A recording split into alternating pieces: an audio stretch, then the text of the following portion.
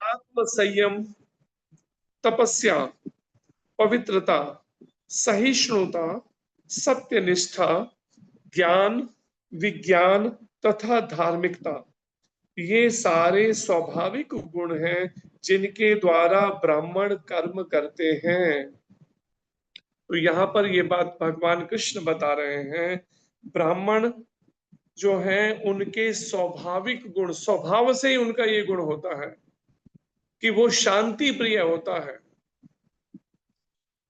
आत्म संयमी होता है, अपने आत्मा इंद्रियों पर पूरा संयम, मन पर संयम, वो ब्राह्मण में होते क्वालिटी। तपस्या, ब्राह्मण जो है वो उसको तपस्वी होना चाहिए। और पवित्रता, पवित्रता का पालन, जैसे पहले के श्लोकों में वर्णन किया, प्रभुपाद जी ने बताया पवित्रता का एक अर्थ क्या है, शुचि, या पवित्रता का मतलब बाह्य शुद्धि है स्नान से, और आंतरिक या मन की शुद्धि होती है हरि नाम से। इस प्रकार पवित्रता का पालन। फिर सहिष्णुता, कैसे वो सहिष्णु या सहनशील हो। सत्यनिष्ठा, उसकी सत्य में निष्ठा होनी चाहिए, ये नहीं कि बात बात पे झूठ बोलना। सत्यनिष्ठा, ज्ञान, जिसको नॉलेज हो, वैदिक ज्ञान हो जिसको। और विज्ञान, विज्ञान का मतलब क्या है, एक है ज्ञान, दूसरा है विज्ञान, इसका मतलब क्या हुआ जरा बता दीजिए। ये बात क्यों कही गई, ज्ञान और विज्ञान एक कहना था, या तो ज्ञान बोल देते या विज्ञान, दोनों एक ही तो बात, ऐसा दो क्यों बोले गए हैं। ज्ञान और विज्ञान क्यों बोलिए, दर्शनावता हाथ से खड़ा कर रखा है हैंड से, ये दो बातें क्यों गई, ज्ञान विज्ञान यहाँ पर। अब 1 घंटा अनम्यूट होने में लगा है, उसको हाथ हैंड रेस कर रखा है लेकिन अब सुन नहीं पा रहे। दर्शना माता, क्या जवाब है।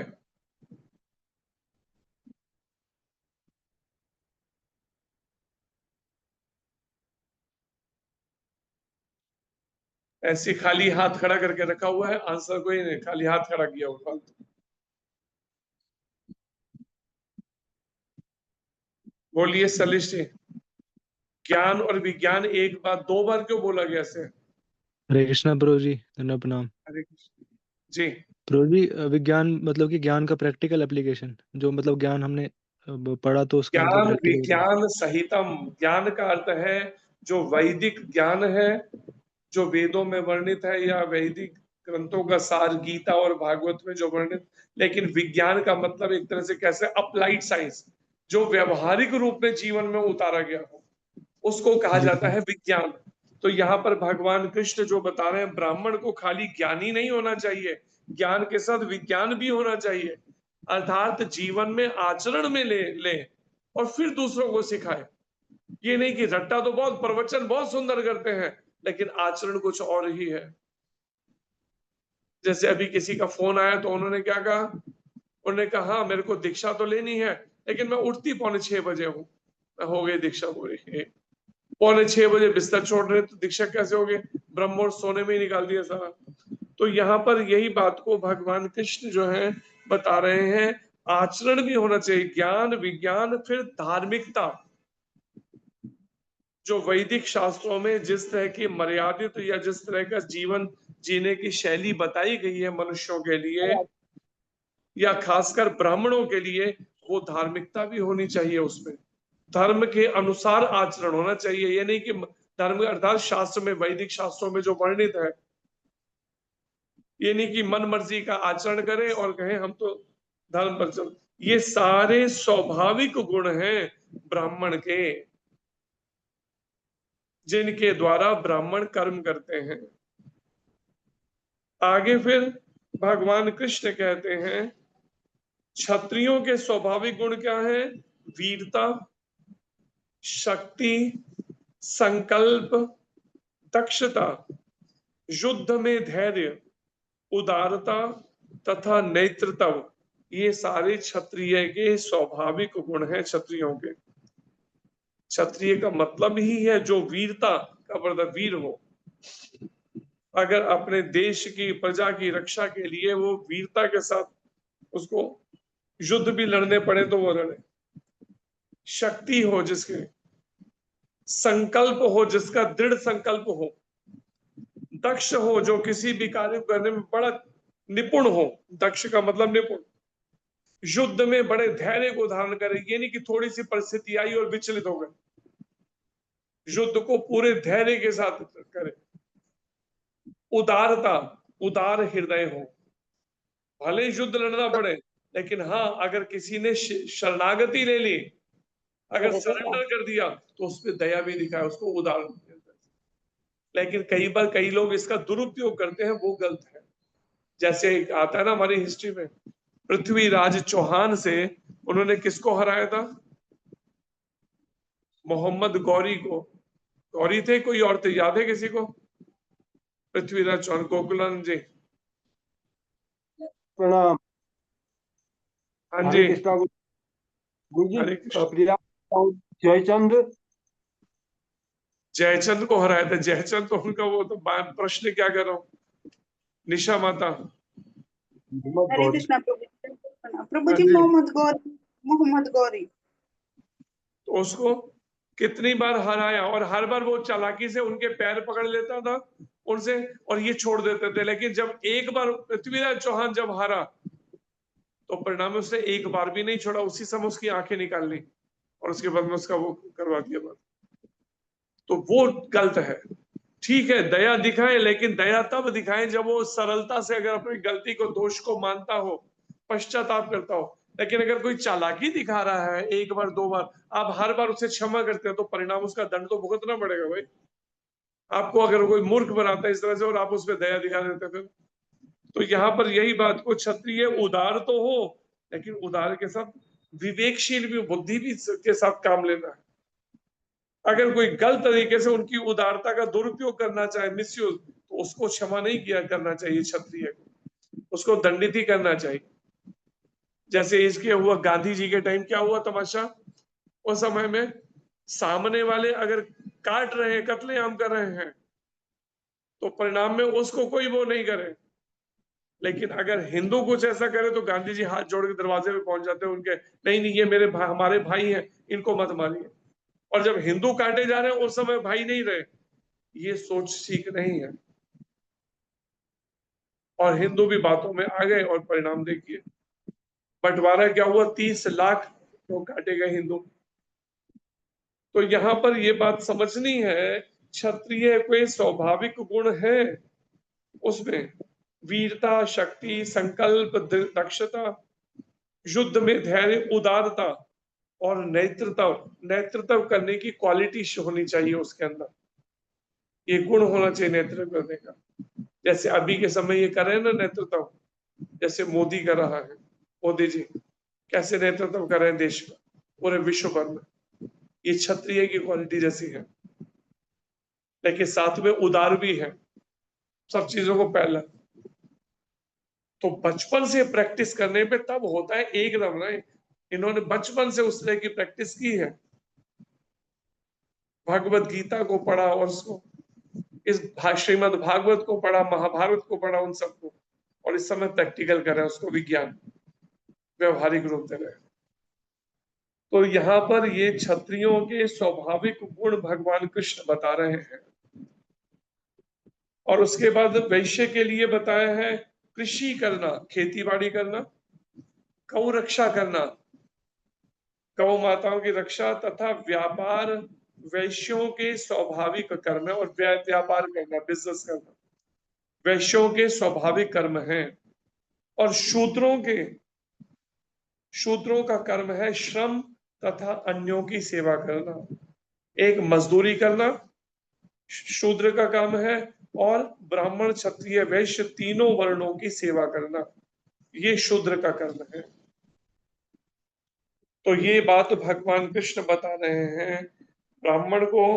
इससे हम देख सकते हैं हम किस तरह के स्वभाव के हैं, अपना अपना स्वभाव इससे देख सकते हैं हम मैच करके, कि हम स्वाभाविक रूप से ब्राह्मण वाले कर्म कर रहे हैं, या क्षत्रिय वाला स्वभाव है हमारा, या वैश्य, या फिर शूद्र वाला।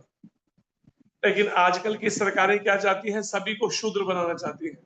बड़े बड़े मॉल खोलिए, मल्टीनेशनल कंपनियां कर ली, और परिणाम में वहां पर सबको नौकरी पेशा बना दो, शूद्र बना दो। क्योंकि नौकरी करना जो है शूद्रों का कर्म है, श्रम तथा अन्यों की सेवा। व्यापार करना वैश्य का कर्म है, और क्षत्रिय का कर्म है इस तरह के प्रशासन को देखना, शासन करना। और ब्राह्मण का कारण है वैदिक ज्ञान को खुद आचरण में लेना और दूसरों को सिखाना।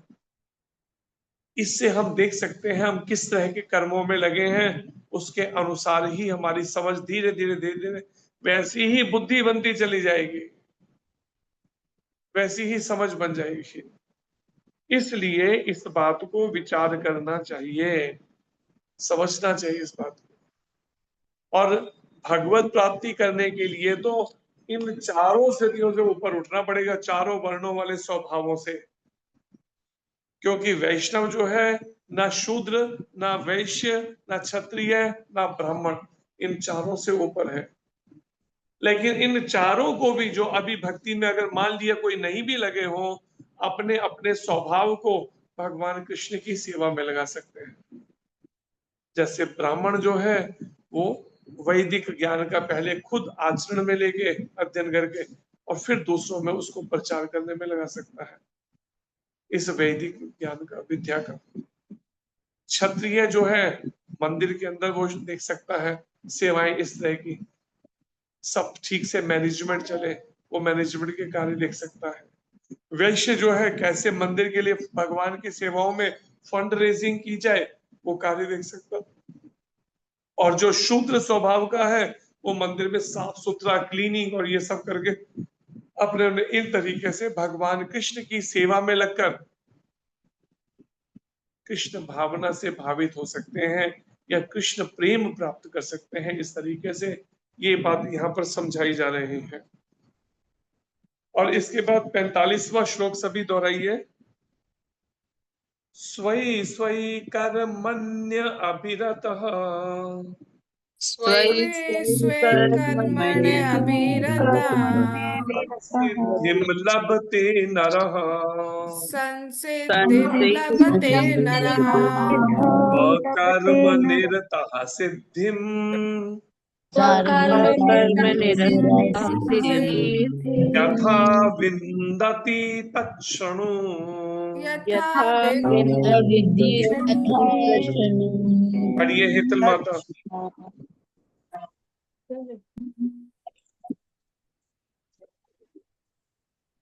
शमी जी। हरे कृष्णा गुरु जी, दंड प्रणाम। हरे कृष्ण। स्वयं स्वयं कर्मणि अभिरतः संसिद्धं लभते नरः स्वकर्मनिरतः सिद्धिं यथा विदन्ति तत्क्षणु। हरे कृष्णा गुरु जी। विदंती नहीं है, विंदती है, विंदती। आपने दा पहले बोल दिया, ना बाद में कर दिया, शब्द का अर्थ ही बदल जाएगा इससे तो। विन्दति। हाँ, हरे कृष्ण। और पढ़िए पवन जी। हरे पवन कृष्ण माता। प्रभु जी, दंडवत प्रणाम। हरे कृष्ण जी। स्वे स्वे कर्मण्येभिरतः संसिद्धि लभते नरः स्वकर्मनिरतः सिद्धिः यथा विन्दति तृच्छृणु। हरे कृष्ण प्रभु जी, दंडवत प्रणाम। हरे कृष्ण। ट्विंकल माता पढ़िए। हरे कृष्ण प्रभु जी, दंडवत प्रणाम। हरे कृष्ण। स्वे स्वे कर्मणे अभिरता संसिद्धिं लभते नरः स्वकर्मनिरतः सिद्धिं यथा विन्दति तत्क्षणु। हरे कृष्ण ठीक, प्रभु जी। हरे। अनुवाद पढ़िए हेतल माता। चलिए अनम्यूट ही नहीं, वो पहले भी पढ़िए। आगे अनुवाद सोनिया माता। हरे कृष्णा प्रभु जी, दंडवत। हरे कृष्ण। अपने अपने कर्म के गुणों का पालन करते हुए प्रत्येक व्यक्ति सिद्ध हो सकता है। अब तुम मुझसे सुनो कि ये किस प्रकार किया जा सकता है। हरे कृष्णा प्रभु जी। भगवान कृष्ण यहाँ पर बता रहे हैं अर्जुन को, अपने अपने कर्म के गुणों का पालन करते हुए प्रत्येक व्यक्ति सिद्ध हो सकता है। ऐसा नहीं बताया कि ब्राह्मण तो सिद्ध हो सकता है, क्षत्रिय नहीं, या क्षत्रिय वैश्य से शूद्र नहीं हो सकता। चारों हो सकते हैं, चारों वर्णों के, ब्राह्मण भी हो सकता है सिद्ध, क्षत्रिय भी, वैश्य भी, शूद्र भी, अपने अपने कर्म के गुणों का पालन करके, जो कर्म के गुण है उसका पालन किया जाए, प्रत्येक व्यक्ति सिद्ध हो सकता है। अब आगे भगवान कृष्ण कहते हैं, अब तुम मुझसे सुनो यह किस प्रकार किया जा सकता है, अपने अपने कर्म के गुणों का पालन। अगर ब्राह्मण के कर्म है तो इसका मतलब सतोगुण उसके साथ में, अगर क्षत्रिय के कर्म कर रहा है तो रजोगुण प्रधान है उसमें, अगर वैश्य के कर्म कर रहा है तो रजोगुण और तमोगुण दोनों प्रधान है उसमें, और अगर शूद्र के कर्म कर रहा है तो तमोगुण उसमें प्रधान है। वैसे ही उसका खान पान हो जाएगा, वैसे ही रहन सहन और वैसे ही कार्यकलाप कर्म हो जाएंगे उसके। अब यहाँ पर भगवान कृष्ण कहते हैं, सभी बोलिए, यतः प्रवृत्तिर्भूतानां यत्ता यथा प्रवर्तिर्भूतानां येन सर्वमिदं ततम् येन सर्वमिदं सर्वमिदं ततं स्वकर्मणा तमभ्यचर्य स्वकर्माणि सिद्धिं विन्दति मानवः। सिद्धिं सिद्धिं विन्दति मानवः। विन्दन्ति। पढ़िए आप में से रजनी माता। हरे कृष्णा प्रभु जी, दंडवत प्रणाम। यथा प्रवृत्ति भूतानां येन सर्वम् इदं ततं स्वकर्माणि तम् अभिचार्य सिद्धं विदन्ति मानवा। हरे कृष्णा प्रभु जी, दंडवत प्रणाम। अभ्यचर्य, अभिचार्य नहीं, अभ्यचर्य, अभिचर्य। पढ़िए आगे बीना माता। हरे कृष्णा प्रभु जी, दंडवत प्रणाम। हरे कृष्ण जी। यत् प्रवृत्ति भूतानां येन सर्वम् इदं ततं स्वकर्मण्यतम् अभिचर्य सिद्धिं विन्दति मानव। हरे कृष्णा प्रभु जी, दंडवत प्रणाम। योगेश जी। हरे कृष्णा प्रभु जी। हरे कृष्ण। यत प्रवृत्ति भूतानां येन सर्वमिदं ततं स्वकर्मणा तम अभ्यचर्या सिद्धि विन्दति मानव। अनुवाद पढ़िए दर्शना माता। प्रभु जी, दंडवत प्रणाम। हरे कृष्ण। जो सभी प्राणियों का उद्गम है और सर्वव्यापी है, उस भगवान की उपासना करके मनुष्य अपना कर्म करते हुए पूर्णता प्राप्त कर सकता है। हरे कृष्णा, धन्यवाद। यहाँ पर भगवान कृष्ण कहते हैं जो सभी प्राणियों का उद्गम है, उद्गम का मतलब जहां से सारे प्राणियों की उत्पत्ति हुई है, जन्म है या उत्पत्ति जिसे कह सकते हैं, उद्गम, सारे प्राणियों का उद्गम जो है, और जो सर्वव्यापी है, सब जगह व्याप्त है, पूरे ब्रह्मांड के हर जगह। जी कैसे समझे इस बात को? जैसे सूर्य की किरणें भी हर जगह नहीं है पूरे ब्रह्मांड में, वो भी कुछ हिस्से में होती है तो दूसरे हिस्से में रात हो जाती है, लेकिन भगवान के साथ ऐसा नहीं है। इससे सूर्य के प्रकाश से भी तुलना नहीं की जा सकती। वैसे खाली समझने के लिए आप थोड़ा सा ले सकते हैं, लेकिन क्योंकि सूर्य जो है, अगर भारत में अभी दिन है तो अमेरिका में रात हो जाएगी, भारत में रात तो इस समय अमेरिका में दिन निकला हुआ है, वहां पर इस समय डे टाइम चल रहा है। अभी यहाँ पर 9 बज रहे हैं तो वहां पे अमेरिका के अंदर इस समय सुबह के बज रहे हैं, 9:30 10 बज रहे हैं सुबह। तो इस तरह से भगवान जो है वो सूर्य के समान, वो सर्वव्यापी हैं, सब जगह अचिंत्य शक्ति के द्वारा, जो हमारे सोचने से परे है, भगवान की दिव्य अचिंत्य शक्ति, उस शक्ति के द्वारा सर्वव्यापी हैं, सारे ब्रह्मांडों में एक ही समय में वास कर रहे हैं, हर जगह कण कण में, जहां जहां हम बैठे हैं वहां भी हैं। उस भगवान की उपासना करके मनुष्य अपना कर्म करते हुए पूर्णता प्राप्त कर सकता है। ऐसे सर्वव्यापी भगवान और सभी प्राणियों के जो उद्गम हैं उन भगवान की उपासना करके या भगवान श्री कृष्ण की उपासना करके मनुष्य अपना कर्म करते हुए पूर्णता प्राप्त कर सकता है। अपना कर्म करते हुए शब्द है, ये नहीं कहा कि अपना कर्म छोड़कर पूर्णता प्राप्त, अपना कर्म करते हुए। केवल उसे भगवान की उपासना कैसे करनी होगी? भगवान को सर्वव्यापी और सभी प्राणियों का उद्गम मानते हुए, इसे समझते हुए। प्रभुपाद जी कहते हैं जैसा कि 15वें अध्याय में बताया जा चुका है कि सारे जीव परमेश्वर के भिन्न अंश हैं। सारे जीव जो हैं भगवान के भिन्न अलग अंश हैं, भिन्न परमेश्वर ही नहीं है, परमेश्वर के भिन्न अंश हैं। इस प्रकार परमेश्वर ही सभी जीवों के आदि हैं। इसमें सभी जीवों के आदि हैं परमेश्वर। सभी जीवों के आदि मतलब उद्गम। वेदांत सूत्र में इसकी पुष्टि हुई है, जन्माधस्य यतः। अतएव परमेश्वर प्रत्येक जीव के जीवन का उद्गम है। प्रत्येक जीवन का उद्गम है। जैसा कि भगवत गीता के 7वें अध्याय में कहा गया है, परमेश्वर अपनी परा तथा अपरा इन दो शक्तियों के द्वारा सर्वव्यापी है।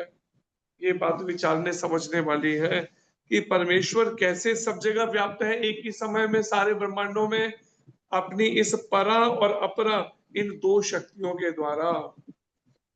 जरा इसको समझा दीजिए, परा और अपरा इन दो शक्तियों के द्वारा कैसे व्याप्त है?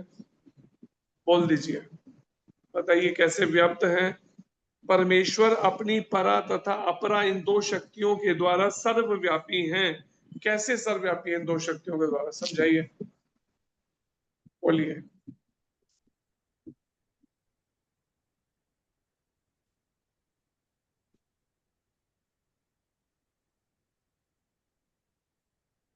अपनी इन दो शक्तियों के द्वारा कैसे व्यापी, सर्वव्यापी है?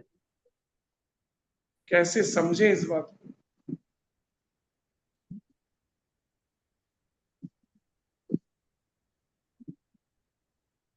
जरा सा प्रश्न थोड़ा सा दूसरे तरीके से हो जाए, बस पत्थर की मूर्तियां बन के बैठ जाए करो, फिर आंसर ही भूल जाता, आपको ये नहीं समझ आता आंसर देना है क्या, ऐसे खो जाओगे फिर सभी। कैसे सर्वव्यापी है वो? अपनी इस परा और अपरा शक्ति के द्वारा भगवान। हरे कृष्णा प्रभु जी, दंडवत प्रणाम। हैंड रेस करना कोई है तरीका, आता है?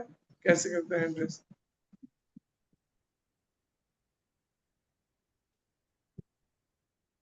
कौन कह रहे, किसने बोला? नाम क्या है उनका? क्या नाम है आपका? वरुण प्रभु जी। क्या नाम है? वरुण प्रभु जी। वरुण, बोलिए Varun ji.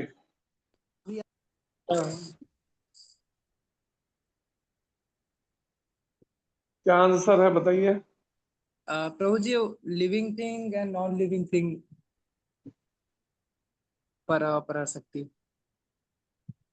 Living thing explain non करिए ना उसको, कि सबको समझ भी आ सके ना। समझ ही नहीं आए तो खाली कैसे होगा? तो समझ भी तो आना चाहिए ना सबको। आपका आंसर इस तरह से एक्सप्लेनेशन होना चाहिए कि सबके समझ में आ सके। प्रभु जी, जैसे नॉन लिविंग थिंग कुछ मटेरियल चीज हो गई, बॉटल हो गया या फिर कुछ पत्थर वगैरह हो गया, तो ने भी। और एक लिविंग थिंग में जैसे कोई किसी की बॉडी है, क्योंकि एक एक क्षीरोदक्षाय विष्णु के रूप में भगवान सभी के हृदय में व्याप्त है। हरे कृष्णा प्रभु जी। बात तो परा और अपरा शक्ति की हो रही है ना, समझना जो प्रश्न है उस पे आंसर होना चाहिए ना। वहां पे कह रहे परा और अपरा शक्ति, आप क्षीरोदक्षाई विष्णु जी का बताएंगे तो कहाँ से आंसर मैच करेगा? आंसर तो प्रश्न के अनुसार होना चाहिए ना, कि वो समझ आ सके। यस प्रभु जी।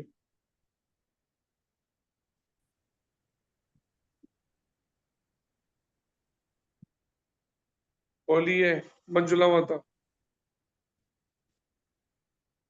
हरे कृष्णा प्रभु जी, सादर प्रणाम। हरे कृष्ण जी। प्रत्यक्ष और अप्रत्यक्ष रूप से भगवान सभी जगह व्याप्त है। नीतू माता। हरे कृष्णा प्रभु जी, दंड प्रणाम। प्रभु जी, अपरा शक्ति जैसे भौतिक प्रकृति और परा आध्यात्मिक प्रकृति और भौतिक प्रकृति का संचालन दुर्गा माँ करती हैं, और आध्यात्मिक प्रकृति का योग माया के द्वारा।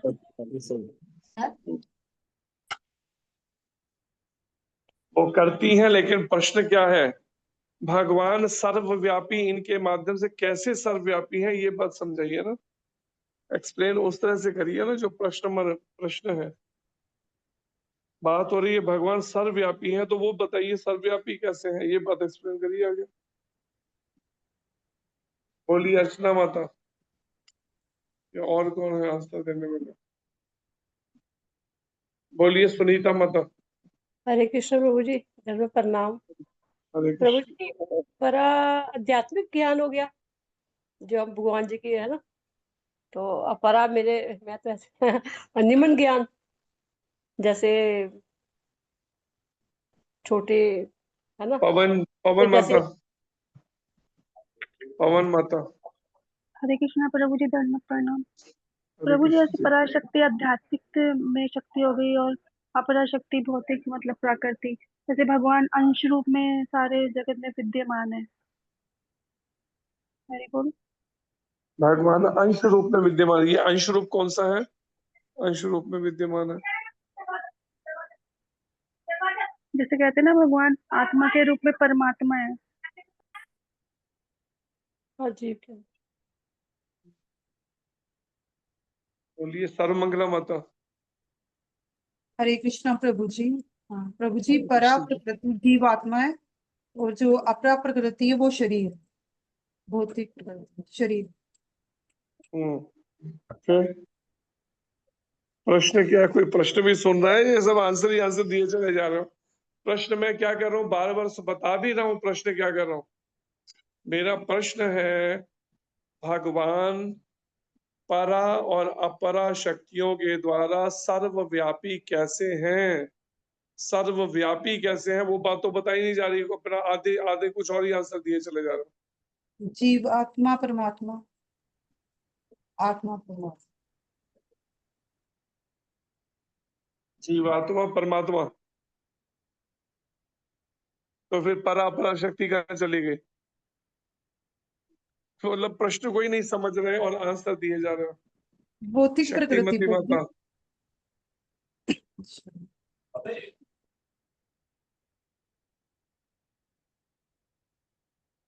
अनीता माता। हरे कृष्ण शक्तिमती प्रभु जी, माता ने प्रणाम। हाथ उठा रखा है, लेकिन आंसर कोई नहीं उसका। अनीता माता। हरे कृष्ण प्रभु जी, प्रणाम। हरे कृष्ण। शक्ति जैसे भगवान जैसे भौतिक ब्रह्मांड को चलाते हैं, और पराशक्ति से जैसे आध्यात्मिक धाम जी से भगवान नित्य लीला करते हैं प्रभु जी। तो प्रश्न क्या है? प्रश्न तो समझो। भगवान सर्वव्यापी कैसे हैं? बात तो ये हो रही, चलाने की बात थोड़ी हो रही, सृष्टि कैसे चलाते हैं। प्रश्न के अनुसार आंसर बनाओ ना। पिंकी माता। प्रभु जी, मैं बताने का प्रयास करूं। हरे कृष्णा प्रभु जी, दंडवत प्रणाम। पिंकी माता। हरे कृष्णा प्रभु जी, दंडवत प्रणाम। हरे कृष्ण जी। प्रभु जी, जैसे आपने पहले भी क्लासेस में बताया है, तो और अभी भी मैं थोड़ा सा सुन पाई थी कि मतलब जैसे जो भगवान श्री कृष्ण है, तो सर्वव्यापी मतलब जैसे भौतिक जगत है, तो वो अपनी बहिरंगा शक्ति के माध्यम से सर्वत्र हैं, और आध्यात्मिक जगत की जो शक्ति है उनके अंतरंगा शक्ति, तो उनके वो जो है उनके माध्यम से वो वहाँ भी व्याप्त है, और इधर भी भौतिक जगत में, आध्यात्मिक जगत में। तो परा और अपरा किसको कहते हैं? परा प्रभु जी, भौतिक शक्ति को कहते हैं, किसको कहते हैं? परा आध्यात्मिक शक्ति है भगवान के अंतरंगा, और अपरा जो है वो भौतिक बहिरंगा शक्ति। ये आंसर है जो देना है, खाली शब्दों को ठीक से आप आंसर में सामने वाले को पता चलना, समझ आना चाहिए ना आंसर बात से, कि भगवान अपनी अपरा शक्ति या भौतिक शक्ति या महामाया के द्वारा उनके सहयोग से इस भौतिक जगत में सब जगह व्याप्त। और आध्यात्मिक जो अपरा शक्ति है, भगवान पराशक्ति है जो आध्यात्मिक, उसके द्वारा आध्यात्मिक जगत के अंदर व्याप्त है। योग माया का सहयोग लेते हैं। जैसे भगवान धरती पे भी जब प्रकट होते हैं तो योग माया का सहयोग लेके धरती पे प्रकट होते हैं। तो वो अपनी इन दिव्य शक्तियों के माध्यम से वही शब्द ही बोलने हैं खाली, लेकिन वो आप जब अपने आंसर्स बनाने में उलझ जाते हो तो फिर ऐसे उलझते हो कि उसे बाहर ही नहीं निकल पाते। कोई ना कोई नया नया आंसर ढूंढते रहते हो फिर बनाते हुए, जबकि आंसर उसी लाइनों उसी के अंदर ही है इस बात का कि भगवान अपनी अपरा शक्ति के द्वारा, अर्थात जो भगवान की महामाया है या भौतिक शक्ति के द्वारा सारे जगत में बहिरंगा शक्ति के द्वारा व्याप्त है। या फिर जिसे कह सकते हैं भगवान अपनी अचिंत्य शक्ति जो है उसके द्वारा आध्यात्मिक जगत में पराशक्ति के द्वारा या योग माया के द्वारा सारे आध्यात्मिक जगत में एक ही समय में सर्वव्यापी हैं। और भगवान की ये शक्ति जो है किस तरह से कार्य करती है, प्रभुपाद जी एक उदाहरण देते हैं समझाने के लिए। जैसे हम घर में हैं, घर में क्या करते हैं, हम एयर कंडीशन एसी चला देते हैं जिससे ठंडी हवा आ रही है, और साथ में एक हीटर भी चला देते हैं जिससे गर्म हवा आ रही है। एक गर्म दे रहा है, एक ठंडी दे रहा है, लेकिन दोनों के पीछे इलेक्ट्रिसिटी कितनी है, कितने तरह की काम करती है, एक तरह की। लेकिन अलग अलग इंस्ट्रूमेंट्स के द्वारा अलग अलग तरह की वो दे रहे। एक एसी का है तो इसलिए वो ठंडी हवा, उसके बाद हीटर के द्वारा गर्म। ऐसे ही जब महामाया का सहयोग लेते हैं या अपनी बहिरंगा शक्ति का, तो उस समय भौतिक जगत का संचालन ये सब में उसमें सर्वव्यापी सब जगह व्याप्त रहते हैं अपनी उस भौतिक शक्ति बहिरंगा शक्ति के द्वारा। लेकिन वहीं पर ही अपनी पराशक्ति या आध्यात्मिक शक्ति के द्वारा सारे आध्यात्मिक जगत में व्याप्त रहते हैं, समस्त वैकुंठ लोकों में एक ही समय में सब जगह व्याप्त। अब विचार कीजिए भगवान की शक्तियां कैसी हैं, जरा विचार करो। और कोई उन शक्तियों को अगर उनके प्रभाव से ऊपर उठना चाहे भगवान की शरण में जाने के लिए, तो परिणाम में वो शक्तियों के प्रभाव से केवल भगवान की कृपा से ही छोड़ सकता है। और भगवान की कृपा होती है उनके अपने भक्तों के द्वारा, शुद्ध भक्तों के द्वारा, प्रमाणिक गुरु के माध्यम से। अन्यथा उसके प्रभाव से निकल नहीं सकता वो महामाया के प्रभाव से। इसलिए जो दुर्गा माता है उनसे भी प्रार्थना करनी चाहिए। क्या प्रार्थना? आप कृपा करो जिससे मैं भगवान कृष्ण की भक्ति कर सकूं, उसका मुझे आशीर्वाद दो, मेरे को सहयोग करो भक्ति करने, कृष्ण भक्ति जिसकी आप भी भक्ति करते हैं, उन भगवान कृष्ण की मैं भी भक्ति कर सकूं। बोलिए पिंकी माता क्या कहना चाहते हैं? प्रभु जी आंसर देने के लिए हैंड रेज किया था उस टाइम। अच्छा ठीक। तो ये बात विचार समझिए, इसका श्लोक अभी अधूरा हुआ है, कल फिर प्रयासी से पूरा करने का कोशिश करेंगे। धन्यवाद आप सबका। हरे कृष्णा। भगवान श्री कृष्ण की वाणी भगवत गीता की जय। श्री कृष्ण चंद्र भगवान की जय। श्री अर्जुन जी महाराज की जय। जगत श्री प्रभुपाद महाराज की जय। श्री गुरु महाराज की जय। अनंत कोटि कृष्ण वृंद की जय।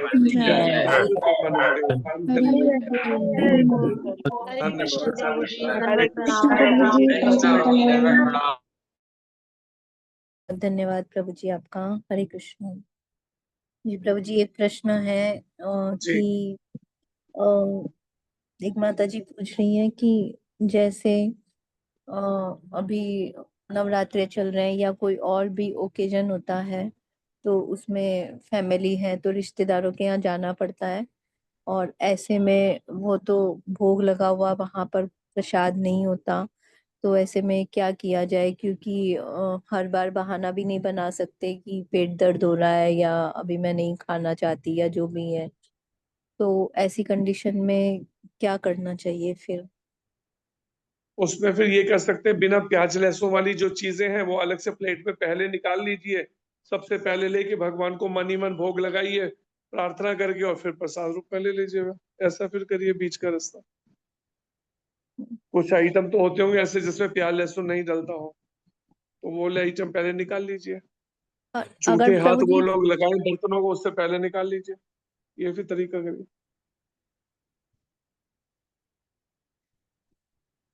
जी या फिर फलाहार ले लीजिए, या वो नहीं तो फिर दूसरा ये तरीका मैंने जो बताया वो तरीका करिए। और अब तो उसमें कह सकते हैं ना, नवरात्रि में तो वैसे भी माता जो है प्याज लहसुन नहीं खाया जाता है, या माता के नवरात्रों में तो मैं नवरात्र रखा हूँ, ये तो बोल ही सकते हैं ना नवरात्रि के टाइम का आप कहते हैं तो।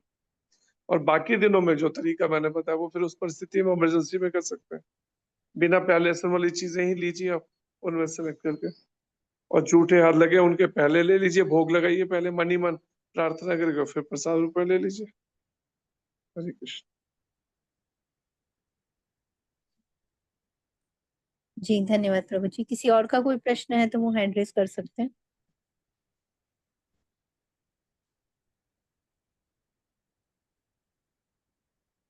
जी पिंकी माता जी अनम्यूट कीजिए। हरे कृष्णा प्रभु जी, धन्यवाद प्रणाम प्रभु हरे जी। कृष्ण जी। जैसे हमारा मतलब जब हम कृष्णा कॉन्शियसनेस में नहीं आए थे, तो उससे पहले से ही मतलब हमारे घर में नवरात्रे रखे जाते हैं, और बाकी जैसे शिवरात्रि हो गई, तो प्रभु जी हमारे घर में जैसे फास्ट रखते हैं तो मैं भी रखती हूँ, क्योंकि पहले तो नहीं पता था भगवान मतलब कृष्ण परम है, तो अब इसलिए रखते हैं कि मतलब उनकी जो है कृपा हमें मिले।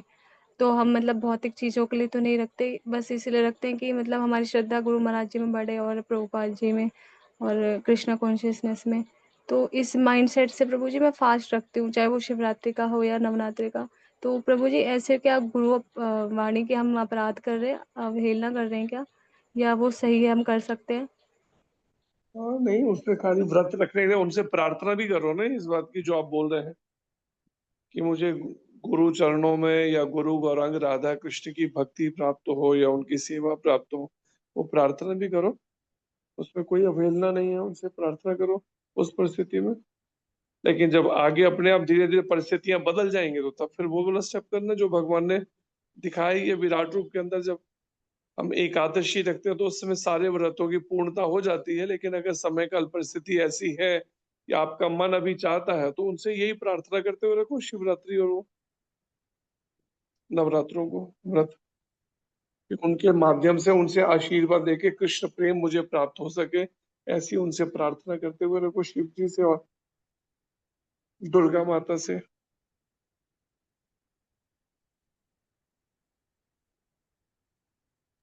जी प्रभु जी, थैंक यू सो मच प्रभु जी। हरे कृष्णा, धन्यवाद हरे प्रणाम। कृष्ण। हरे कृष्ण। हरे कृष्णा जी प्रभु जी, और कोई प्रश्न नहीं है। बहुत बहुत धन्यवाद आपका। वाञ्छाकल्पतरुभ्यश्च कृपा सिन्धुभ्य एव च पतितानां पावनेभ्यो वैष्णवेभ्यो नमो नमः। इस ग्रेस एंड व्यास प्रभु जी की हरे जय। कृष्ण। श्री गुरु महाराज जी की जय। संत कोटि वैष्णव की जय।